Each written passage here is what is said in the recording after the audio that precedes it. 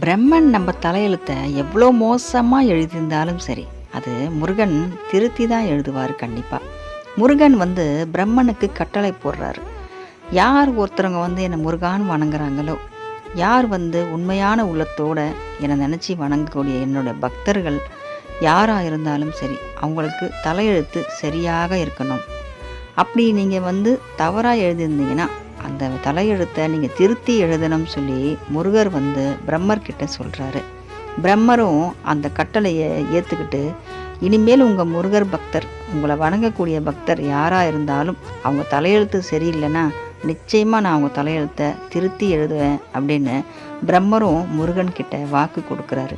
அதனால் நம்ம முருகன் வழிபாடு பண்ணும்போது நம்ம தலையெழுத்து எவ்வளோ மோசமாக இருந்தாலும் சரி, அது சரியாக எழுதப்படும். பிரம்மர் பாவக்கணக்கு புண்ணிய கணக்கு பார்த்து தான் நமக்கு தலையெழுத்தே எழுதப்படுறாங்க.